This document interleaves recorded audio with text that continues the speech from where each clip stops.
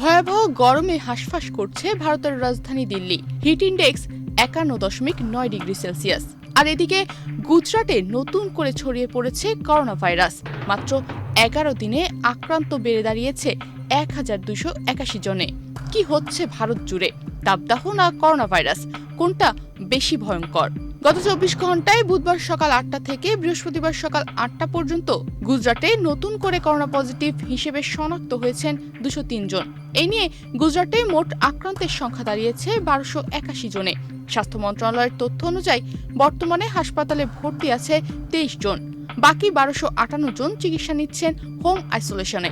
গত 10 দিনে সবচেয়ে বেশি আক্রান্ত হয়েছিলেন 9 জুন 235 জন, আর সবচেয়ে কম আক্রান্ত হয়েছিলেন 1 জুন 55 জন। জুন মাসের শুরুতে গুজরাটে করোনায় আক্রান্ত ছিলেন মাত্র 320 জন। মাত্র 11 দিনে এই সংখ্যা 4 গুণ বেড়ে গেছে। ভারতের স্বাস্থ্যমন্ত্রী ঋষিকেশ প্যাটেল এ বিষয়ে গণমাধ্যমকে জানিয়েছেন, আগামী 27 জুন রাজ্যে অনুষ্ঠিতব্য রথযাত্রা উপলক্ষে সরকার সতর্ক অবস্থানে রয়েছে।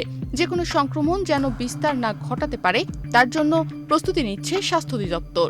বর্তমানে গোটা ভারতে করোনা আক্রান্তের সংখ্যা প্রায় 7,000। বিশেষজ্ঞরা বলছেন, ওমিক্রনের 2টি সাবভেরিয়েন্টের প্রভাবেই নতুন করে সংক্রমণ বাড়ছে।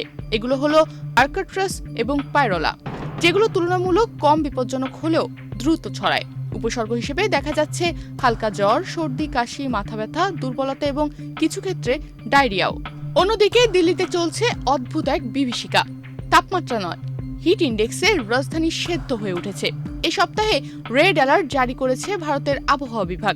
11 জুন দিল্লির বিভিন্ন এলাকার তাপমাত্রা ভয়াবহ।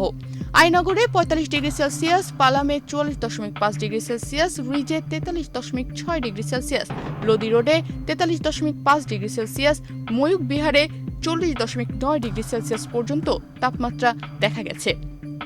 কিন্তু শুধু তাপমাত্রা নয়, আর্দ্রতার যোগে হিট ইন্ডেক্স হয়ে গেছে 51.9 ডিগ্রি সেলসিয়াস। এটা শরীরের অনুভূত তাপমাত্রা, যা বাস্তবে অনেক বেশি বিপজ্জনক। আবহাওয়া দপ্তরের পক্ষ থেকে এক বার্তায় বলা হয়েছে, এই গরমে শরীর নিজেকে ঠান্ডা রাখতে পারছে না। হিট স্ট্রোক, ডিহাইড্রেশন ও হার্টফেল হবার ঝুঁকি বাড়ছে। কিন্তু এই মুহূর্তে ভারতের এই রেড অ্যালার্টের মানে কি? এর মানে বাইরে যাওয়া এড়িয়ে চলুন, পর্যাপ্ত পানি পান করুন, হালকা পোশাক পরুন এবং দুপুর 12টা থেকে বিকাল 4টা, যে সময়টা সবচেয়ে বেশি ঝুঁকিপূর্ণ সময়, সেই সময় নিজেকে ঠান্ডা অবস্থানে রাখুন।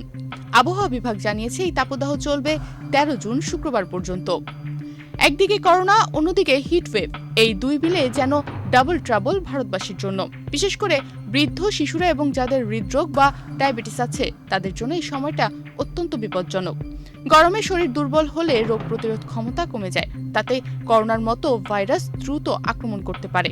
বিশেষজ্ঞরা বলছেন, করোনার নতুন ঢেউ আর গরমের তীব্রতায় ভারতের পরিস্থিতি শঙ্কাজনক। এই সময় সচেতন থাকাটাই সবচেয়ে বড় প্রতিরক্ষা। তনিমা রহমান, বাংলাদেশ প্রতিদিন।